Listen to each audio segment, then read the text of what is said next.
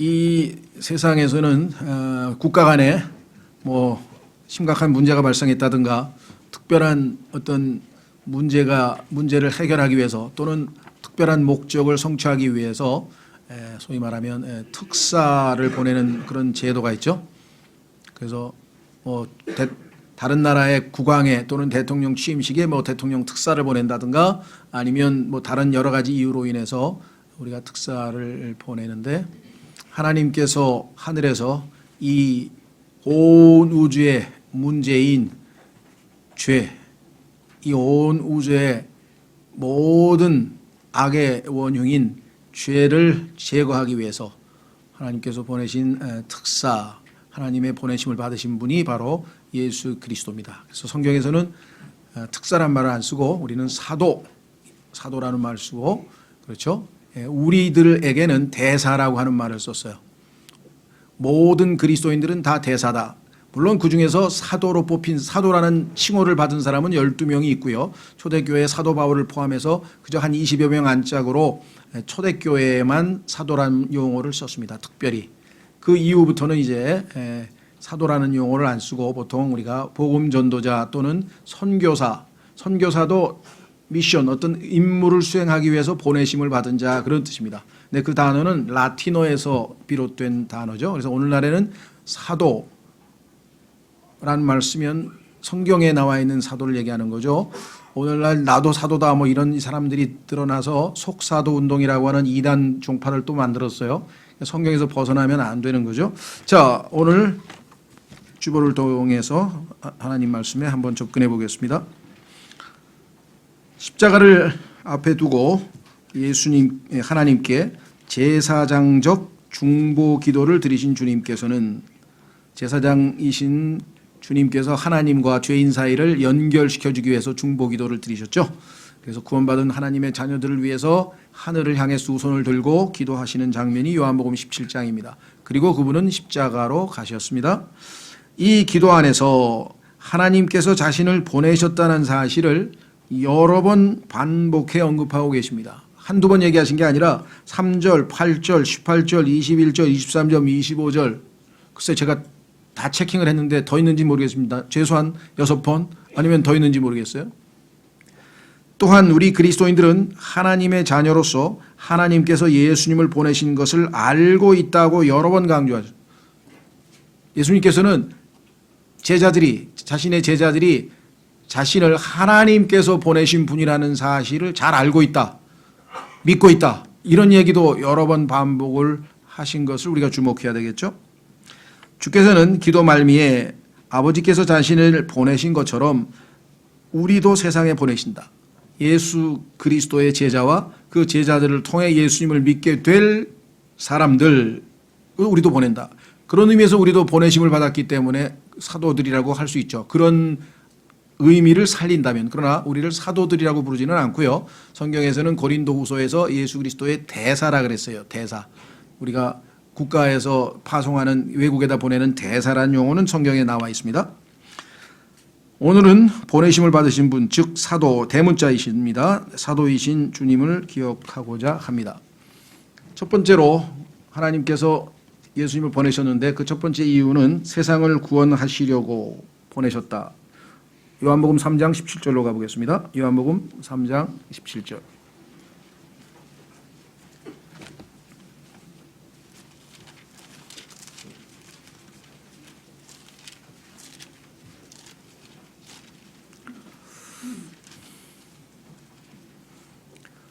받들어 읽겠습니다. 하나님께서 자신의 아들을 세상에 보내셨어요.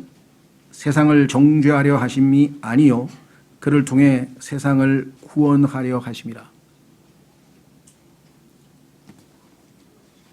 자, 아까 우리 요한일서도 읽었는데 분명하게 거기에서 세상의 구원자로 하나님께서 예수님을 보내신 것을 우리가 알고 보았고 다 이미 증언했다라고 지금 성경에도 기록되어져 있죠. 예. 그래서 디모데전서 1장 15절, 디모데전서 1장 15절에 이 말을 아주 강조하고 있습니다.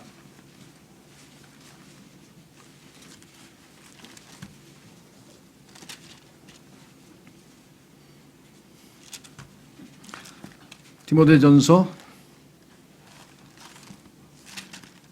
1장 15절 받들어 읽겠습니다.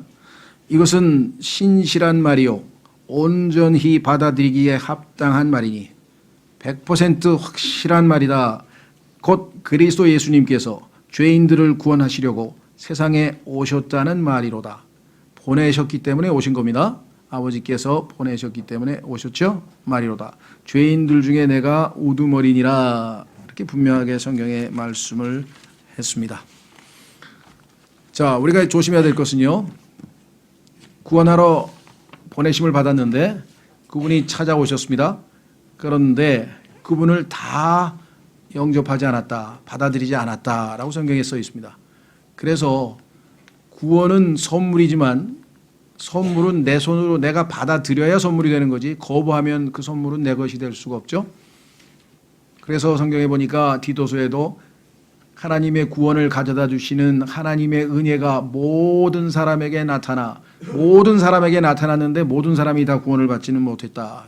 그래서 주님께서 우리를 이끌어서 구원의 복음을 듣게 하시고 기회를 주셨지만 그 복음을 듣고도 예수 그리스도를 거부한다면 우리를 억지로 구원시키거나 미리 예정이 되어 있으니까 구원을 받거나 이런 일은 없습니다. 절대로 구원에 관한 공은 우리에게 넘어와 있어요. 이제 나의 반응 여하에 따라 내가 정하는 마음에 따라 구원을 받을 수도 있고 구원을 받지 않을 수도 있습니다. 하나님 일은 십자가에서 이미 다 행하셨다라고 성경에 분명하게 말씀을 했습니다. 그래서 구약에서도 생명의 길과 사망의 길을 내 앞에 놓아두니 너는 생명의 길을 선택하라. 선택은 너에게 달려있다. 그렇죠? 그만큼 우리를 인격을 존중하시는 거죠. 우리를 로봇처럼 강제로 믿게 하거나 이런 일은 절대로 없습니다. 말도 마찬가지입니다. 우리가 속담에 말을 시냇가까지 끌고 올 수는 있어요. 안 오려고 하는 말을 억지로 끌고 올 수는 있어요. 그러나 그 말에 입을 벌려서 물을 먹게 할 수는 없어요. 물은 자기가 입을 벌려서 먹어야 되는 거예요.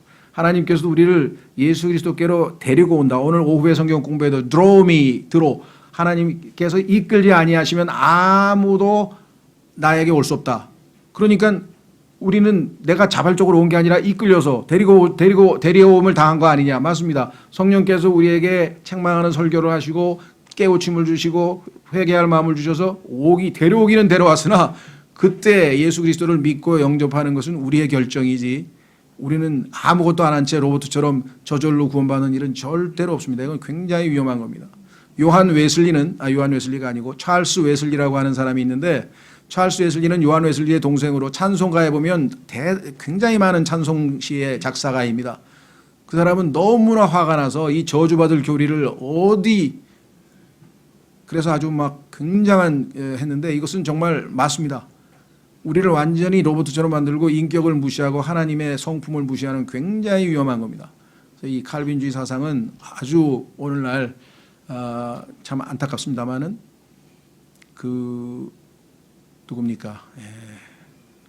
안희숙 자매님이라고 하는 훌륭한 분도 자신이 과거에 칼빈주의에 빠져서 감옥에 들어가서 복음을 안 전했대요. 왜? 전환무에 다 정해져 있는데 이미.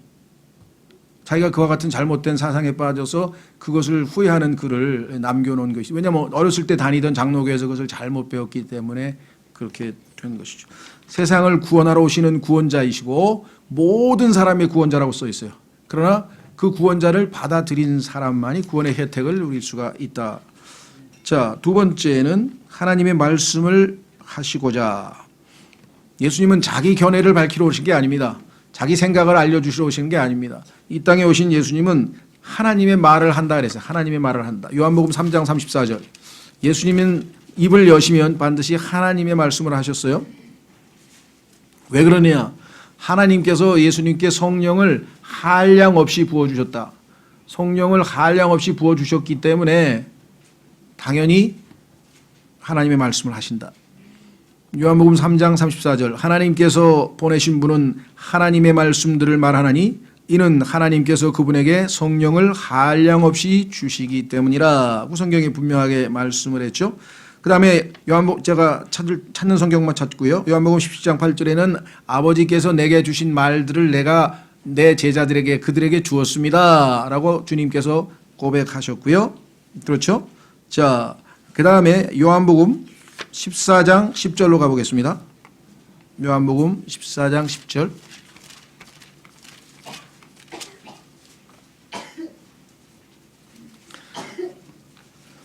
요한복음 14장 10절. 내가 아버지 안에 있고 아버지께서 내 안에 계신 것을 내가 믿지 아니하느냐. 내가 너희에게 이르는 말들은 내가 스스로 하지 아니하니라. 오직 내 안에 거하시는 아버지 곧 그분께서 그 일들을 하시느니라. 예수님께서 자기 스스로의 이야기를 하는 것이 아니라 아버지의 말씀을 하고 계신다고 거듭 말씀을 했습니다. 그렇죠? 그래서 그분의 말씀들은 믿음의 말씀이라 그랬어요. 왜냐하면 그 말씀을 우리가 듣고 받아들이면 믿음이 우리에게 선물로 주어지기 때문에 그렇죠. 자, 그래서 우리에게도 아까 말씀드린 것처럼 하나님의 말씀을 전파하라고 하는 명령이 디모데후서 4장 2절에 있고 또 분명히 고린도후서에서도 우리를 대사라고 했는데 대사라고 하는 것은 자기 견해를 얘기하는 게 아닙니다. 국가, 즉 자기가 속해 있는 국가의 뜻을, 국가의 의사를 또는 의견을 상대방 국가에 전달하는 전달자의 역할이지 자기 생각을 마음대로 하는 것이 절대로 아닙니다. 그렇죠? 그런 의미에서 봤을 때 우리도 하나님의 말을 하도록 이 땅에 남겨진 것이다. 그래서 베드로전서에서 말씀할 때 보면은 너희가 말을 할 때 하나님의 말을 하는 것처럼 하라 이렇게 분명하게 말씀을 했죠. 자, 그래서 우리는 두 번째로 예수님은 하나님의 말씀을 자기의 생각과 견해가 아니라 자기의 사상이 아니라 하나님의 말씀을 우리에게 말하시기 위해서 오셨다. 이것이 하나님이 보내신 목적입니다. 내 말을 전달해다오. 내 말을 전해다오. 그리스도인들에게 있어서 조금 조심해야 될 것 중에는 우리가 일상생활 하다 보면 그래 어떻게 생각해? 글쎄 내 생각엔 그게 뭐 이럴 수 있죠. 친구 간에 야 우리 뭐 이렇게 하는데 이것에 대해서 어떻게 생각하냐? 그럼 뭐 내 생각에는 뭐 그렇게 하지 뭐 이렇게 할 수는 있지만 우리가 어떤 사안에 대해서 어떤 가치 판단 이것이 옳으냐 그러냐 선하냐 악하냐 그런 판단에 있어서는 내 생각에는 이런 말이 들어가면 안 돼요. In my opinion 아닙니다. 여러분과 저는 그런 의견을 개진해봐야 아무 도움도 안 돼요. 내 의견 들어서 뭐예요? 내가 뭐라고? 그리고 무슨 실력이 있어요? 뭐가 있어요? 전능하신 하나님의 말씀대로 해야죠. 그렇죠? 자녀 교육에 대해서 어떻게 생각하느냐. 야, 내 생각에는 요즘 보니까 젊은 사람들이 뭐 친구 같은 아버지, 아이들이 친구 같은 아버지를 좋아한대. 그래서 나도 친구처럼 대해주려고. 천만의 말씀. 그런 견해를 말하라고 여러분과 제가 이 땅에 있는 게 아니에요. 하나님께서는 아이 교육에 대해서 정확하게 하나님의 견해를 성경에 써놨어요. 그 성경에 써있는 하나님의 견해대로 해야 되겠죠. 그렇죠? 예. 무슨 말이 이해가 되셨나요? 예. 그래서 성경에 나와 있는 하나님의 말씀을 우리가 하는 것이 우리가 해야 될 일이다. 세 번째, 예수님께서 오신 그 목적, 아버지께서 아들을 보내신 바 된 그 목적은 아버지의 뜻을 행하러 오셨다라고 분명하게 말씀을 했습니다. 자, 다 찾진 않고 한 구절만 딱 찾아보겠습니다. 요한복음 6장, 요 두 개 나와 있는 거는 참조로 하시고요. 조금 더 긴 내용을 찾아보겠습니다. 요한복음 6장 38절. 요한복음 6장 38절. 히브리서 10장 6절에는 아버지여 내가 주의 뜻을 행하려고 왔나이다. 예수님께서 고백할 때 이 땅에 아버지의 뜻을 행하려 왔다고 분명하게 고백하고 있는 내용이 히브리서 10장 6절에도 나와 있고 4장에도 나와 있는데 6장에 보면 조금 더 자세한 설명이 들어있어요. 그래서 한 구절만 찾아보겠습니다. 요한복음 6장 38절. 요한복음 6장 38절. 나는 내 뜻을 행하려고 하늘로부터 내려오지 아니하고 나를 보내신 분의 뜻을 행하려고 내려왔느니라. 분명하죠? 예, 여러분과 저도 이 땅에서 우리 뜻을 뭐 펴려고 살고 있는 게 아니잖아요. 우리는 분명히 하나님의 뜻대로 살기 위해서 순종하기 위해서. 39절 나를 보내신 아버지의 뜻은 이것이니 여기도 보내셨다고 또 나왔죠. 곧 그분께서 내게 주신 모든 것 중에서 내가 하나도 잃지 아니하고 마지막 날에 그것을 다시 일으키는 것이다. 아버지가 주신 모든 것을 다 지키는 것이다. 40절 나를 보내신 분의 뜻은 이것이니 곧 아들을 보고 그를 믿는 모든 자가 영존하는 생명을 얻는 것이니라. 아버지 뜻은 분명하죠. 마지막 날에 내가 그를 일으키리라 하시니라. 이것 이외에도 성경에 보니까 하나님의 뜻이라고 하는 것이 적어도 10가지가 명확하게 기록되어 있어요. 저희 교회 저 뒤에 가면은 소책자 중에 하나님의 뜻이라고 하는 제목의 소책자에 보면은 성경에 이것은 하나님의 뜻이니 라고 명확하게 써 있는 것만 10가지 정도를 이 소책자에 잘 설교가 되어 있습니다. 그래서 꼭 보시면 하나님의 뜻이 무엇인지, 예수님께서 과연 그것을 다 성취하셨는지, 뜻을 이루셨는지 한번 우리가 확인해 보실 수가 있겠죠. 자, 그 다음에 네 번째가 조금 이제 우리가 좀 시간을 드려야 될 것 같은데요. 왜냐? 영존하는 생명을 주시고자 하면서 이거 구원하고 같은 거 아니야. 왜? 성경에 보니까 하나님께서 세상을 이처럼 사랑하사 독생하신 아들을 주셨으니 이는 그를 믿는 자마다 멸망치 아니하고 영존하는 생명을 얻고자 함이라. 그러면 이게 곧 구원 얘기인데, 그러면 구원을 주시려고 하고 생명을 주시려고 하고 어떤 차이가 있을까? 약간의 뉘앙스 차이가 있습니다. 영원한 생명을 얻는 것도 구원의 일부죠. 당연히 구원 받았으니까 하나님의 생명이 우리에게 주어진 것은 분명하나 생명이라고 하는 것은 한 번 받고 끝나는 게 아니라 생명은 그 다음에 지속적으로 연장이 됩니다. 그래서 우리 그걸 생활이라고 합니다. 삶이라고 합니다. 우리의 삶, 우리의 생명은 생명으로 선물로 끝나는 게 아니라 그 어떤 아이가 부모님으로부터 생명을 선물로 받았다. 그래서 태어났다. 그럼 그거 끝입니까? 선물 받은 걸로 끝이 아니죠. 그 생명은 지속적으로 성장해서 그 생명의 속성을 계속해서 발휘를 해야 생명을 받은 의미가 있는 것이죠.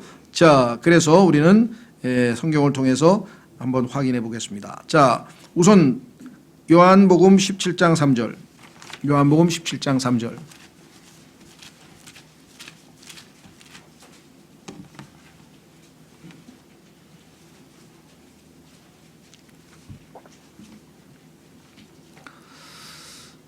예수님께서 1절부터 보겠습니다. 오늘 그 유명한 예수 그리스도의 제사장으로서의 기도문, 이렇게 보통 알려져 있는데요. 성경에서 가장 심오하기 때문에 가장 단순한 문장이며 가장 읽고 이해 안 되는 게 거의 없어요. 그런데 과연 그 깊은 의미 속으로 과연 얼마만큼 들어가는가? 예수님께서 직접 하신 기도인데요. 십자가를 앞에 두고 하늘을 바라보면서 두 손을 들고 제자들 앞에서 마치 대표 기도하듯 하셨는데 큰 소리로 하셨기 때문에 제자들이 다 듣고 배우란 얘기고, 그것을 성경에 기록한 것을 보면 우리 모두에게 반드시 알아야 될 말씀인데요. 자, 마지막 제자들과 이별을 하면서 마지막으로 이제 중보 기도를 해줍니다. 예수님께서 이 말씀들을 하시고 눈을 들어 하늘을 향해 이르시되 아버지여 때가 이르렀사오니 아버지의 아들을 영화롭게 하사, 이제 때가 됐습니다. 저에게 영광을 베푸시옵소서. 영화롭게 해주십시오. 왜? 아버지 아들도 아버지를 영화롭게 하도록 하옵소서. 목적은 자기가 영광을 받는 것이 아니라 아들이 영광을 받아야 아버지께서 영광을 받으실 수 있기 때문에 아버지의 영광을 드리기 위해서, 마지막으로 아버지께 영광을 드리기 위해서 우리 그리스도인이 먹든지 마시든지 그 무엇을 하든지 하나님의 영광을 위해서 살라는 말씀대로 예수님께서도 마지막 순간에 아버지께 영광을 돌리고 싶어 하셨습니다. 아버지께서 그에게 모든 육체를 다스리는 권능을 주셨사오니 이것은 아버지께서 그에게 주신 모든 자들에게 그가 영원한 생명을 주게 하려 하심이니이다. 그래서 그 목적대로 우리가 영원한 생명을 받았죠? 예. 영원한 생명을 받았는데, 자, 여기서 이제 조심하셔야 됩니다. 영원한 생명이라고 하는 것은 우리가 생각하는 것처럼 영원이란 단어가 우리에게 딱 들어오는 순간에 이미 우리는 이것을 시간 개념으로 딱 환원을 해서 죽지 않고 영원히 지속되는구나 라는 개념으로 생각을 합니다. 그 말도 틀린 건 아니죠. 그러나 성경에서 얘기하는 하나님의 생명의 이름이 영원한 생명인데 그 영원한 생명에는 생명의 속성이 있어요. 예를 들면 개의 생명에는 개의 속성이 있습니다. 그래서 낯선 사람을 보면 짖고, 그렇죠? 예.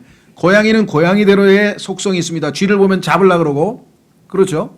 예.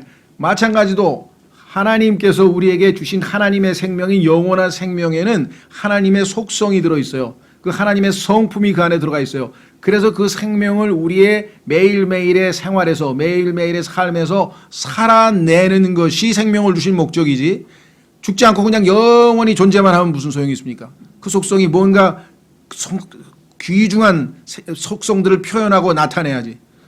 예를 들면 벼가 땅에 심겨져서 그 생명을 받아서 결국은 싹이 터서 났습니다. 그런데 그 벼 잎사귀가 계속 영원히 가면 뭐합니까? 그게 점점 연그러져서 벼에 알맹이가 맺히고 열매를 맺고 뭐가가 성장의 성과가 나와야지 그게 생명의 존재 목적이지, 존재하는 기간만 영원히 연장된다고 해서 그게 무슨 의미가 있냐. 저는 그러려면 그렇게는 안 살겠어요. 제가 지금 이 영적 수준의 이 생명의 성장이 요 정도 수준에서 멈춰서 지금 있는 상태로 영원히 살면 얼마나 수치스럽겠어요. 완전히 하나님의 영원한 생명의 속성으로 완전히 변화가 돼서 예수님과 같은 모습이 됐을 때 영원히 사는 것이 의미가 있지, 지금 상태에서 영원히 지속된다고 하면은 아니죠, 그것은. 자, 그런 의미에서 봤을 때 영생이란 단어에 대한 시간적 개념만 생각해서는 안 되고 퀄리티, 그 안에 있는 속성, 성품에 대한 것을 기억을 해야 됩니다. 자, 그래서 3절, 영생은 이것이니 곧 그들이 유일하신 참 하나님인 아버지와 아버지께서 보내신 자 예수 그리스도를 아는 것이니이다. 그러면 영생을 받았으니까 내가 하나님을 알게 됐다. 그건 맞는 말인데 그냥 알고 거기서 그치는 거냐? 그 사람 처음 만나서 한번 알고 그치는 것이냐? 아니고 계속해서 알아가게끔 하는 거죠. 모르겠어요. 저는 뭐 영어에 대한 그런 건 잘 모르겠는데 존 필립스라고 하는 분이 자기 요한복음 복음서에다 그렇게 썼고 제가 동의를 했는데, 그것은 뭐냐면 여기서는 단순히 아는 것이 아니라 알아가도록 함이라고 하는, 꾸준히 알아가도록 함이라는 뉘앙스가 이 영어의 might라고 하는 그 단어 속에 있다라고 이제 설명을 했는데, 자, 성경에서도 마찬가지입니다. 자, 확인해 보겠습니다. 로마서 1장으로 가면 예수님을 믿고 하나님께서 여러분과 저에게 faith, 믿음이라는 선물을 주셨습니다. 그런데 그 믿음이 처음에 구원받을 때 믿음 한번 딱 받고 그 다음에 그 믿음이 가만히 우리 안에 머물러 있는가? 아닙니다. 그 믿음은 계속해서 성장해서 믿음에서 믿음으로 나아가야 한다라고 성경의 말씀을 분명하게 하고 있죠. 로마서 1장 16절, 내가 그리스도의 복음을 부끄러워하지 아니하노니 이는 그 복음이 믿는 모든 자를 구원에 이르게 하는 하나님의 권능이기 때문이라. 먼저는 유대인에게요 또한 그리스인에게로다. 그 다음 조심하십시오. 복음에는 하나님의 의가 믿음에서 믿음까지 계시되어 있나니. 처음에 믿음은 첫 번째로 예수님을 믿기로 결단하는 순간 우리가 믿음을 받게 됩니다. 그런데 그 믿음으로 그치는 것이 아니라 그 다음에 계속해서 믿음이 성장해서 그 다음에 또 신앙 생활을 위한 믿음이 있죠. 그래서 믿음까지 계시되어 있나니 이것은 기록된 바 의인은 믿음으로 살리라 함과 같으니라. 조심하십시오.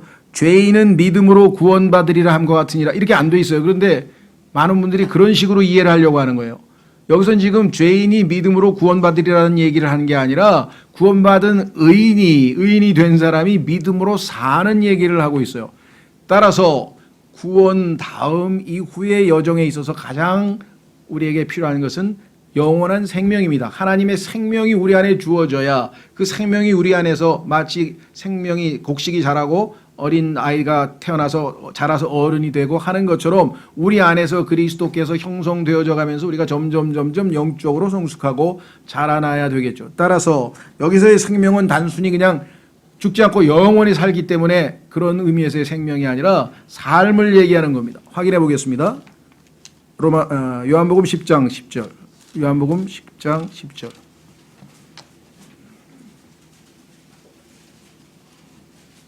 하나님께서 예수님을 보내신 목적은 단지 생명만 주는 것이 아니라 생명을 얻은 다음에 그 생명으로 풍성하게 열매 맺고 살라. 그래서 많은 사람에게 유익을 주고 하나님께 영광을 돌리고. 왜? 너희가 많은 열매를 맺으면 내 아버지께서 영광을 받으실 것이요. 우리는 성령의 열매가 우리 삶에 풍성하게 맺힐 때에 하나님께 영광을 돌릴 수 있고, 그럴 때에 주변에 있는 많은 사람들에게 유익을 가져다 줄 수 있고 믿음을 세울 수가 있습니다. 요한복음 10장 10절에 이렇게 기록되어져 있습니다. 도둑이 오는 것은 다만 도둑질하고 죽이고 멸망시키려 함이거니와 내가 온 것은, 예수님이 오신 목적이 뭐냐? 첫 번째, 양들이 생명을 얻게 하고, 예수님을 믿습니다 하고 영접했더니 주님께서 나에게 생명으로 들어오셔서 예수님이 내 안에 들어오셨습니다. 그런데 그 예수님은 말씀의 씨앗으로 형태로 들어와서 내 안에서 형성되어져 가야 되고 자라나야 되죠. 따라서 두 번째가 더 필요합니다.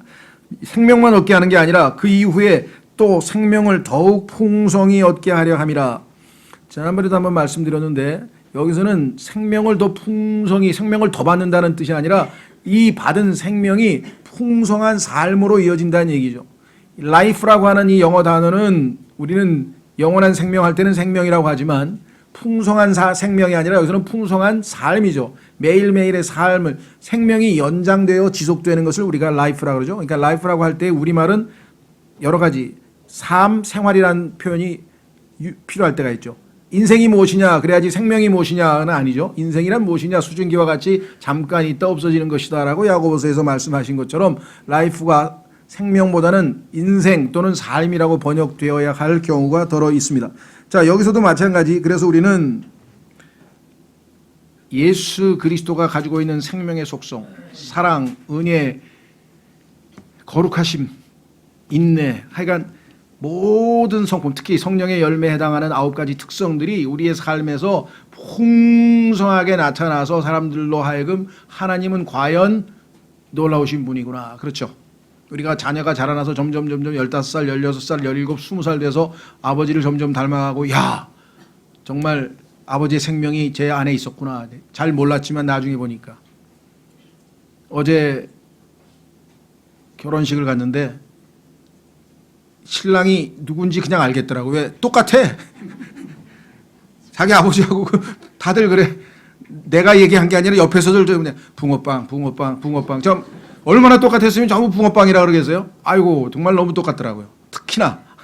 그래서 참 피는 못 속인다는 말인데요. 그래서 예수 그리스도처럼 그렇게 똑같이 되어 가도록 계속 아까 얘기한 것처럼 조각가가 지금 끌로 계속 해도 나중에 마지막 완성이 예수님과 똑같이 만드신다고 요한일서 3장 3절에 like him, 그분과 같이 될 것이다.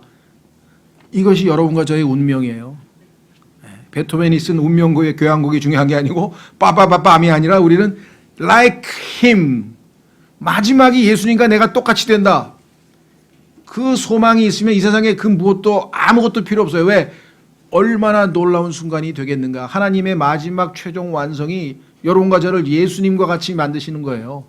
어마어마한 정말 거대하고 위대한 목적을 가지고 태어난 게 여러분과 저입니다.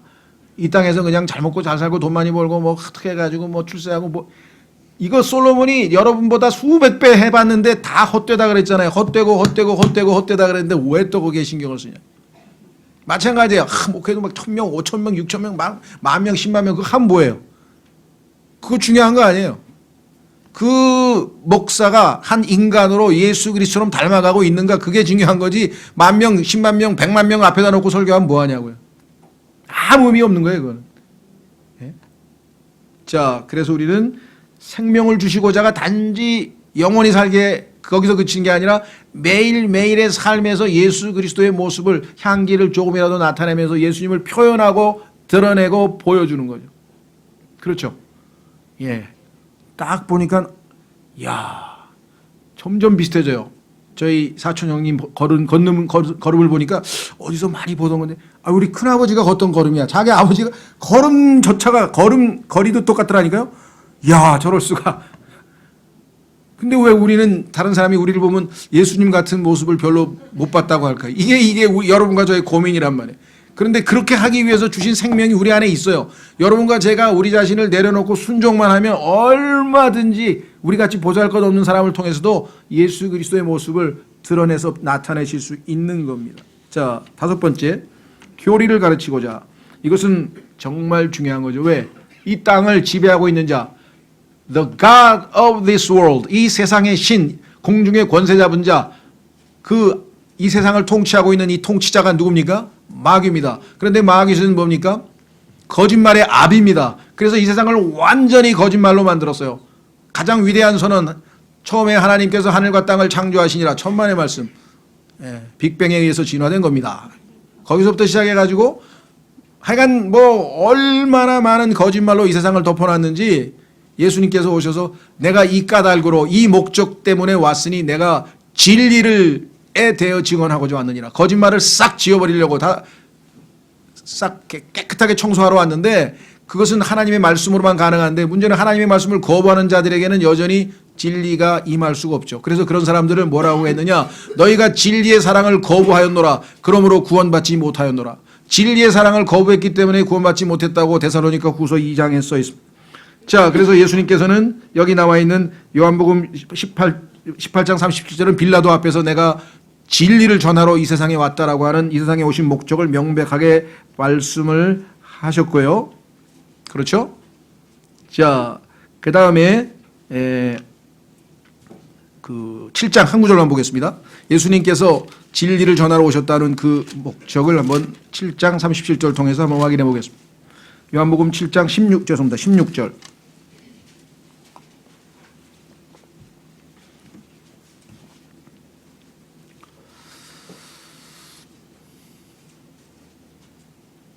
(14절부터) 보겠습니다. 예수님께서 유대인들의 명절 기간에 이때 그 명절의 중간쯤에 예수님께서 성전에 올라가서 가르치시니 하나님의 교리를 지금 가르치고 계십니다. 유대인들이 놀라서 이르되 이 사람은 결코 배우지 아니하였거늘 어떻게 그를 아느냐 하매 아니 목수 출신인데 뭐 공부도 하나도 안 하고 초등학교도 안 졸업했는데 어떻게 저렇게 많이 율법을 알고 어떻게 저럴 수가 있지? 그랬더니 예수님께서 그들에게 대답하여 이르시되 내 교리는 내 것이 아니요 나를 보내신 분의 것이니라. 예수님은 이미 하늘에서 아버지하고 공부 다 마치고 지금 내려오신 거 이 땅에서 배우실 필요 하나도 없어요. 이미 다 알고 계신 분이시고 그래서 내 것이 아니다 이게야. 나를 보내신 분의 것이니라. 어떤 사람이 그분의 뜻을 행하려 하면 그 교리가 하나님에게서 왔는지 혹은 내가 스스로 말하는지 알리라. 자신이 순종하고자 하나님의 뜻에 순종하려고 그렇게 순수한 마음을 먹은 사람은 예수님이 가르치는 교리가 하나님 아버지의 교리라는 사실을 다 알게 될 것이다 이렇게 얘기했어요. 그러니까 지금 그 하나님의 성경 교리 진리의 말씀을 거부하는 사람은 마음이 하나님 앞에 순종하고자 하는 마음이 전혀 없는 사람들이죠. 자, 그래서 분명하게 진리에 대한 말씀을 하셨고요. 그래서 하나님께서 우리에게 그 하나님의 교리를 가르쳐주기 위해서 이 땅에 남겨주신 책, 예수님께서 이 땅에 남겨두시고 간 책이 성경입니다. 그래서 성경의 기록 목적 첫 번째가 뭐냐? 교리를 가르쳐준다. 진리, 참이냐? 이것이 옳으냐, 그러냐? 이것이 그러하냐, 그러하지 아니하냐? 이것이 맞냐, 틀리느냐? 그 정확한 그 진리의 기준이 성경이기 때문에 성경을 우리에게 주신 1차 목적은 진리, 교리. 교리하고 진리는 어떤 차이냐? 진리는 포괄적으로 하나님의 말씀, 창세기부터 계시록까지 전체를 다 진리라고 한다면 그 중에서 교리는 테마별로 교회에 관한 진리, 교회론 교리, 종말에 관한 진리, 종말론 교리, 교리는 주제별로 진리, 주제에 나누어진 교리. 따라서 모든 테마에 대해서 하나님께서 교리들을 다 주시면 그것이 전체적으로 하나님의 진리가 되겠죠.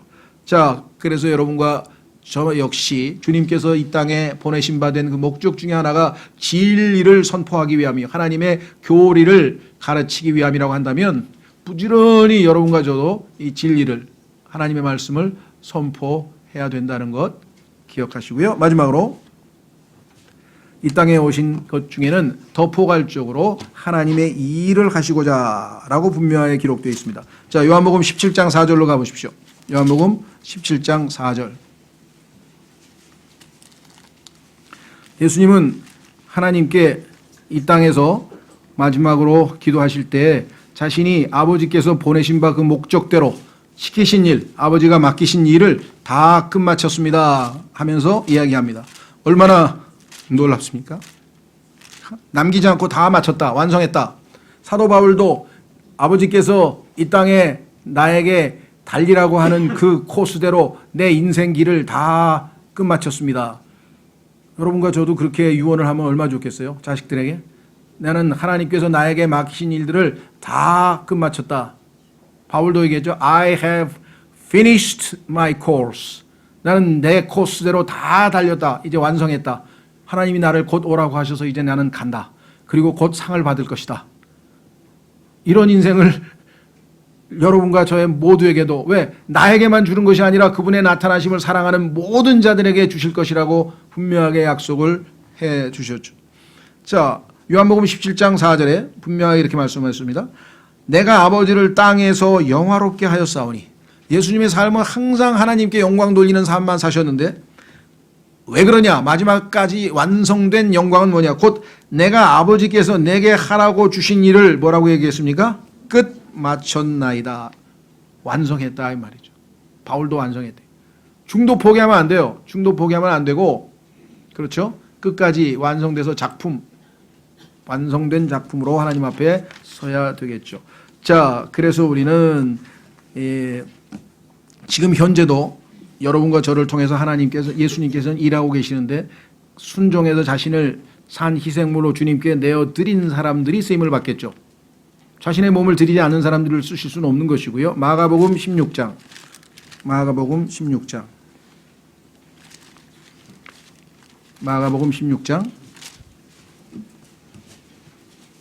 예수님께서 아직도 일하고 계신다 그랬어요. 아니, 하늘에 가셨는데 어떻게 일을 해요? 써 있어요, 성경에. 마가복음 16장 19절. 마가복음 16장 19절. 이렇게 주께서 그들에게 말씀하신 뒤에 하늘로 올려져서 영접을 받으시고 하나님 오른편에 앉으시니라. 그런데 계속 일하고 써 있다고 써 있어요. 보세요. 그들이 나아가서 모든 것에서 복음을 선포하며 주께서 그들과 함께 뭐 한다고요? 일하시며. 그들과 함께 일하시며. 주님께 자신을 산 희생물로 내어준 사람은 어떤 방법으로든 주님과 함께 일하는 거죠. 주님과 함께, 그들과 함께 일하시며 따르는 표적들로 말씀을 확정해 주시니라. 아멘. 그래서 빌립보서 2장에 보면 우리 안에서 일하시는 분은 하나님이시니, 하나님은 계속 우리 안에서 일을 하십니다. 그래서 뭔가 작품을 뭔가 만들어내십니다. 우리 안에 지금 많이 만들어 놓으셨습니다. 그래서 그것을 바깥으로 유통시키라. 생산은 하나님이 하고 계시니 너희는 그것을 유통시키라. 여러분의 발로, 아름다운 복음을 전하는 발로 걸어서 입술을 열어서 하나님의 말씀을 전하고 진리를 전하고 입으로 기도하고 성도를 위로하고 격려하고, 이 모든 것들이 하나님께 우리의 발과 입을 내어드려서 하나님께서 우리를 통해서 일하시는 것이죠.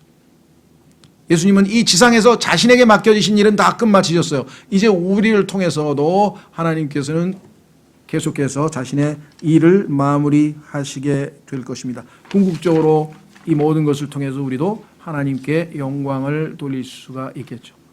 오늘 주의 만찬 예배를 통해서 하나님의 보내심을 받고 기꺼이 순종해서 이 땅에 오셔서 하나님께서 맡기신 바 그 책무를 단 하나도 남기지 아니하시고 이 6가지 목적을 다 완수하신 주님, 우리의 사도이신 주님, 우리도 그분이 보내셔서 우리도 그 보내신 바 된 목적에 쓰임받고 하나님을 영화롭게 할 수 있기를 바랍니다. 다 같이 이 시간에 주의 만찬에 참여하겠습니다. 우리 홍용만